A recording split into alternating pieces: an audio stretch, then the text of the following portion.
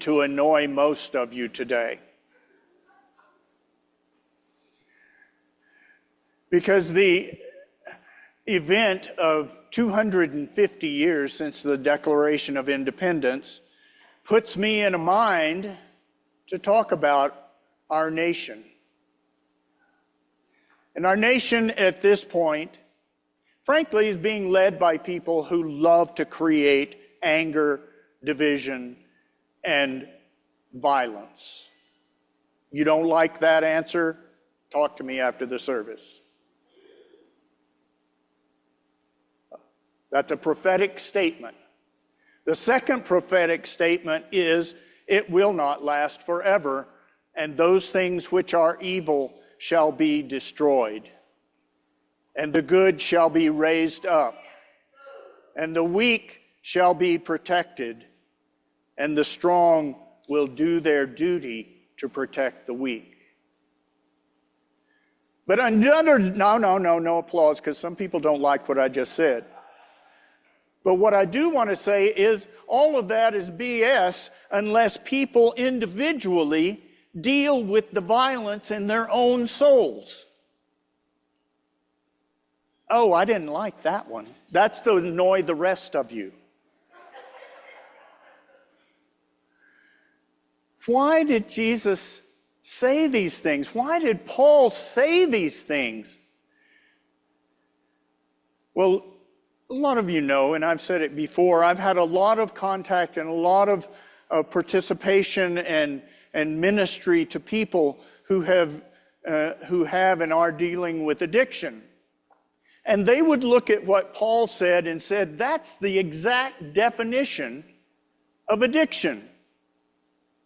The good that I would do, I won't do because something's at war with me that leads me, as soon as I think of the right thing to do, I go do the wrong thing. And I don't understand it. Why am I like that?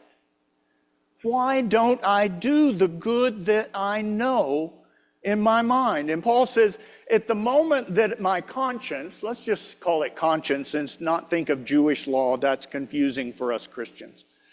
But just think of conscience. As soon as I know what the right thing is, that little devil on my shoulder says, yeah, but that won't be any fun. That won't excite you. That won't get you what you want for you. So do the other thing. And so I find myself at war within myself. Now, people who are in recovery understand that completely. People who don't understand addiction always say, what are you talking about? I don't have any trouble controlling myself. I do what's right. Do you? Always? Do you always follow your conscience? If you do, please come up here and preach, because you're the perfect one and I'm not. So humility. Listen to what Jesus said. I am gentle and I am humble. The Son of God, who has the power to participate in the creation of the universe, says, I came in humility and gentleness. Now, if that's how Jesus came, am I supposed to be different than that?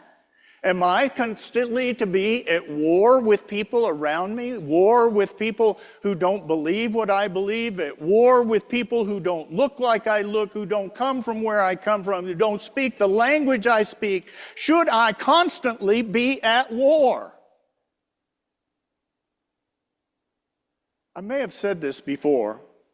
Because of the years I was born, the first introduction of U.S. advisors into Vietnam was when I was in first, second, third grade. By the time I graduated from high school, we had been at war for 10 years, and we're losing. Not that anybody would tell us that. But because we wouldn't go to total war, which I'm grateful for, we were not able to prevail on the battlefield. And the news, night after night after night, was the scorecard of how many of the enemy had died and how many of us Americans had died. And we were supposed to be encouraged by the fact that more of them were dying than us. And that was the score for a sports type culture. So by the time I graduated from high school, it seemed inevitable that all of us would go to war, to an endless war that was never won and never actually lost. It just continued to destroy and to kill. And somehow that's who we were supposed to be. And I could not read the gospel and find that kind of life or that kind of ethic anywhere in Jesus' teachings. And so I signed up as a conscientious objector who was willing to serve but not in combat as a killer, be a medic. I've told all you this before. But years and years after all of that was done, I kept having these dreams. Over and over, I would dream that I was in combat. I was in Vietnam. Never went. Watched it on TV. And I would be at war. And often the horror of my dreams was that I was being swarmed by the enemy and I couldn't pull the trigger. By the time I was in seminary, I finally took an individual studies class, something we could do where we worked on an individual project with one of our professors. I worked with the ethics professor, and one of the things I was talking about was war and peace, and what does it mean to be a pacifist, and is that even realistic in a world like our own? But why do I keep having these dreams?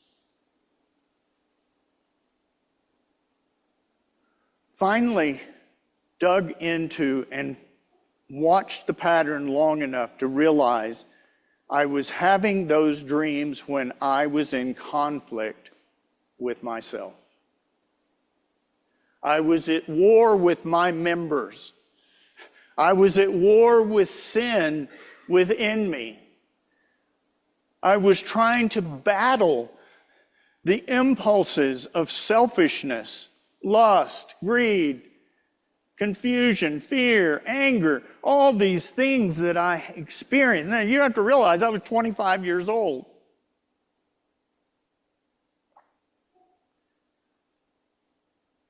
And I was experiencing what Paul was describing. There was part of me that knew the ideals of love. Love thyself, love thy neighbor, love thy God. Along with the part of me that said, well, love keeps me from doing what's fun, what gratifies, what advances, what enriches. And if I follow Jesus, I'm not going to get any of those things, any of them. You know, that's the absolute thinking. All black and white. But here's the thing, is that it was telling me the truth. My own subconscious in dreams was telling me the truth. That there was a part of me, instinctual survival self, that always wanted self-gratification. Lots of reasons, lots of therapy, believe me, to get through all this. But the point is, I fought and fought and fought. I fought the outside world. I fought the authorities of the church. I fought people in congregations. I fought spouses and children. I fought and fought and fought because I just kept thinking if I could just win the fight, all would become peaceful. But here's where you could learn from those people in recovery communities. One of their pieces of literature says, "We ceased to fight anything and anybody."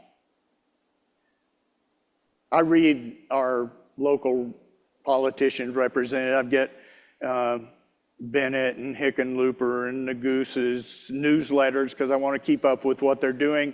And I've noticed that the Bennett, who just lost his primary, everything he says, "I'm fighting for this, I'm fighting for that, I'm fighting on behalf of, I'm fighting, fighting, fighting, fighting." He doesn't have any other descriptor for what he does but fight. And it annoys me tremendously because fighting has never gotten me what I truly want in life. It never got me harmony, never got me peace, it never got me contentment, it never got me a spouse I could get along with. It never got me children that would do what I wanted them to do. Some of you are laughing. I must not be the only one maybe here.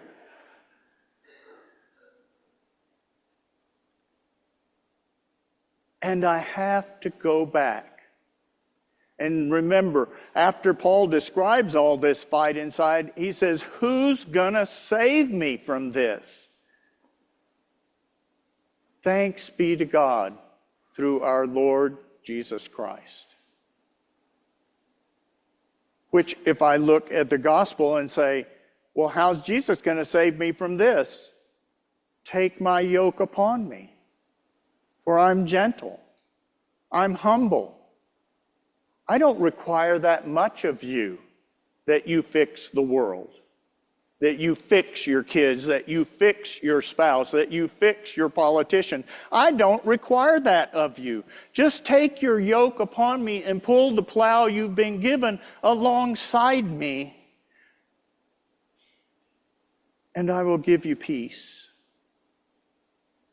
And Lord knows I wasted so much of my life fighting when I could have been at peace. And always thinking righteously that I was fighting the good fight, right? Nobody fights the wrong fight. Everybody fights the righteous fight, even if they're on totally opposite sides, and never recognizing that the fight itself is the sin.